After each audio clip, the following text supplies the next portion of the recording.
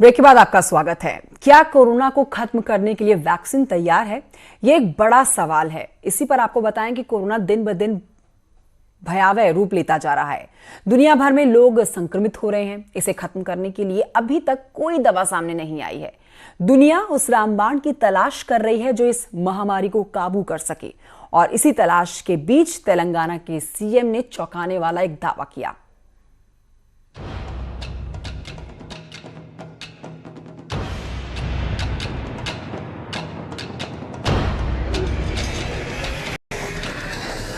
Corona काल में नायक बनकर उभरेगा भारत। तेलंगाना के सीएम का दावा। हैदराबाद से निकलेगी कोरोना संजीवनी। दुनिया जब कोरोना वायरस के खिलाफ एक अदद वैक्सीन की आस लिए बैठी है, तब तेलंगाना के सीएम चंद्रशेखर राव का यह बयान उम्मीद की किरण बनकर सामने आया है। हैदराबाद की कंपनियां भी कड़ी मेहनत कर रही हैं। इस बात की संभावना है कि पहली वैक्सीन हैदराबाद में विकसित होगी। ये जुलाई अगस्त तक हमारे सामने आ सकती है।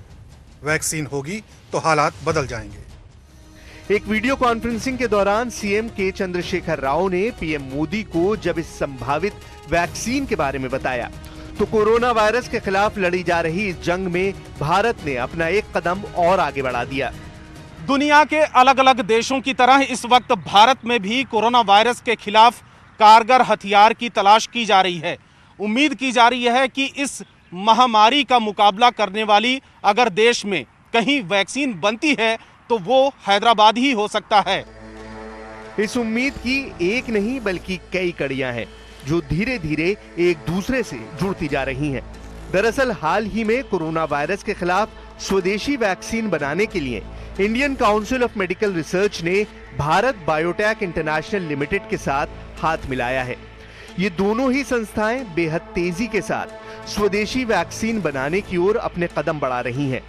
दावा तो ये भी किया जा रहा है कि अगर सब कुछ ठीक रहता है तो बिना किसी दूसरे देश की मदद के भारत में वो वैक्सीन जल्द बना ली जाएगी, जिसका इंतजार इस वक्त पूरी दुनिया कर रही है। दोनों सहयोगियों के बीच वैक्सीन बनाने को लेकर काम शुरू हो गया है। इस प्रक्रिया में आईसीएमआर एनआईवी की ओर से भारत बायोटेक को लगातार सपोर्ट दिया जाता रहेगा। वैक्सीन के विकास, एनिमल स्टडी और क्लिनिकल ट्रायल को तेज करने के लिए आईसीएमआर और बीबीआईएल तेजी से अनुमोदन लेते रहेंगे।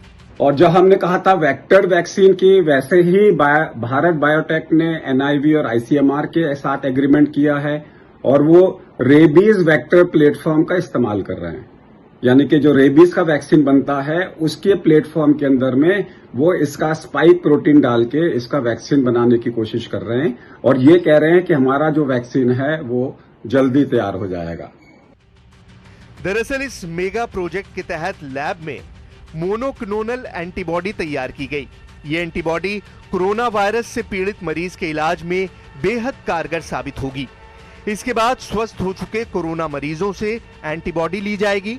आमतौर पर एक हफ्ते बाद स्वस्थ हो चुके व्यक्ति के खून में ये एंटीबॉडी बनती है और इस एंटीबॉडी से लैब में उनके जीन के क्लोन तैयार किए जाएंगे। सारे वायरस के पार्ट्स के ऊपर में वैक्सीन बनाने की विधि चल रही है, लेकिन क्या वैक्सीन बनेगा, कब बनेगा, फेज 2 ट्रायल सक्सेसफुल होगा, फेज 3 ट्रायल सक्सेसफुल होगा, क्या वैक्सीन साइटोकाइन स्टॉर्म को बचाएगा, क्या वैक्सीन थ्रोम्बो इन्फ्लेमेटरी मैनिफेस्टेशन को बचाएगा, में बूस्टर डोज लगेगी, क्या ये एक साल की तरह फ्लू की तरह चलेगा, आज की देर में हमारे को किसी के बारे में कुछ नहीं पता। लेकिन सिर्फ इतना पता है वैक्सीन जरूरी है, खासकर उन लोगों के लिए जो लोग हाई रिस्क है। इस तरह ये एंटीबॉडी इस बीमारी से लड़ने का अचूक और कारगर तरीका साबित हो सकती है। दरअसल जिस प्रोजेक्ट का हम जिक्र कर रहे हैं वो प्लाज्मा थेरेपी से 2 कदम आगे की प्रक्रिया है। अगर एक बार ये प्रोजेक्ट सफल होता है तो बड़े पैमाने पर एंटीबॉडी तैयार की जा सकती है, जबकि प्लाज्मा थेरेपी में खून मिलना ही बड़ी मुश्किल से हो पाता है। हैदराबाद के अंदर में अरबिंदो फार्मा जो है वो काम कर रही है कॉन्जुगेट वैक्सीन के अंदर में, यानी कि वो जो इसका जो प्रोटीन है वायरस का उसमें कार्बोहाइड्रेट को मिला के उसकी एक्टिविटी, उसकी एनहेंसमेंट को इंक्रीज करने की कोशिश कर रहा है। दरअसल हैदराबाद में मौजूद Indian institute of chemical technology लंबे वक्त से कोरोना वायरस के खिलाफ वैक्सीन तैयार करने में जुटी हुई है। मार्च महीने में भी हैदराबाद में कोरोना का टीका बनाने का दावा किया गया था। इतना ही नहीं, IICT उस रेमडेसिविर वैक्सीन पर भी काम कर रही है, जिसे अमेरिका में बेहद सफल माना गया है। वायरस कितना खतरनाक है, इसे आप यूं समझ सकते हैं कि अभी तक कोई भी वैज्ञानिक वायरस के स्वभाव का ठीक ठाक तरीके से पता नहीं लगा पाया है।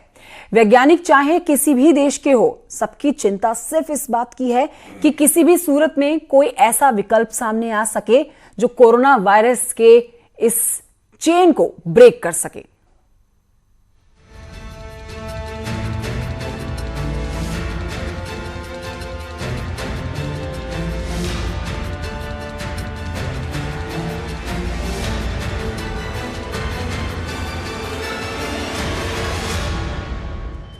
उम्मीद पर दुनिया कायम है। कोरोना काल में यही सूत्र दुनिया को एक धागे में पिरोने का काम कर रहा है।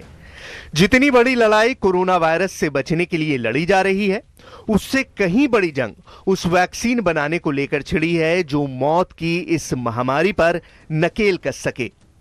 लेकिन दुनिया को तरक्की और तकनीक का पाठ पढ़ाने वाले अमेरिका को इस वायरस ने इतना बेबस कर दिया है कि डोनाल्ड ट्रंप भी बिना वैक्सीन के इस वायरस के चले जाने का इंतजार कर रहे हैं। We're not going to see it again, hopefully, after a period of time. You may have some flare-ups. There are some viruses and flus that came and they went for a vaccine. They never found the vaccine and they've disappeared. They've never shown up again. They die too, like everything else. They die too. Donald Trump का यह भी कहना है कि वो ये बात डॉक्टरों से की गई बात के आधार पर कह रहे हैं। अमेरिका में कोरोना का मीटर पूरी रफ्तार पर है। पीड़ितों की संख्या लाखों में है। हजारों की तादाद में लोग अपनी जिंदगी गंवा चुके हैं। लगातार आ रहे नए मरीजों ने पूरे सिस्टम को हिला दिया है।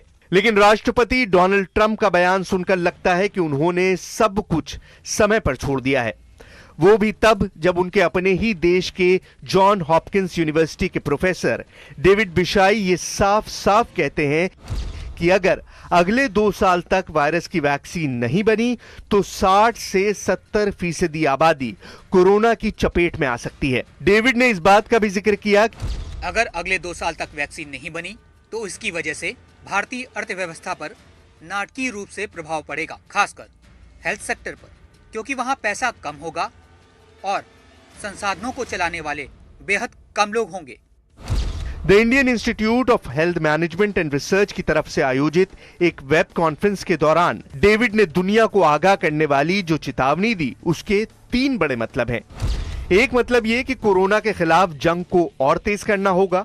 दूसरा ये कि किसी भी सूरत में वैक्सीन बनानी होगी। तीसरा ये कि वायरस दुनिया की समझ से कहीं ज्यादा खतरनाक है। बेशक अमेरिका के मुकाबले भारत में अभी कोरोना वायरस का कहर बेहद कम है, लेकिन इस महामारी के मिजाज पर लगातार अपनी नजरें बनाए रखने वाले वैज्ञानिक ये साफ कर चुके हैं कि कोरोना वायरस जल्द जाने वाला नहीं है। दुनिया को इसके साथ रहकर ही जीना सीखना होगा। Suddenly go away. It's going to stay with us for the foreseeable future. Corona virus दुनिया के लिए लगातार मुश्किलें पैदा करता जा रहा है। जो अमेरिका इस वायरस की वजह से सबसे ज्यादा परेशान है, वही कोरोना की वैक्सीन पर अरबों रुपए खर्च भी कर रहा है। आंकड़े बताते हैं कि अमेरिका ने इस वायरस की वैक्सीन तलाशने में 78 अरब का भारी भरकम बजट लगा रखा है। वैक्सीन का पहला क्लिनिकल ट्रायल भी अमेरिका में ही किया गया था। I'm also pleased to report today that a vaccine candidate has begun the phase 1 clinical trial. This is one of the fastest vaccine development launches in history. Trump का यह बयान उस वक्त का है जब अमेरिका में कोरोना ने कहर ढाना शुरू ही किया था, लेकिन हालात अब बेहद बदल चुके हैं।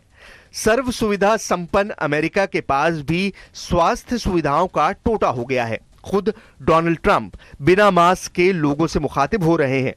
कभी वो साल के अंत तक वैक्सीन बना लेने का दावा करते हैं, तो कभी बिना वैक्सीन के वायरस के चले जाने की बात कहते हैं। छोटे से ब्रेक के लिए यहां रुक रहे हैं, जल्द लौटेंगे।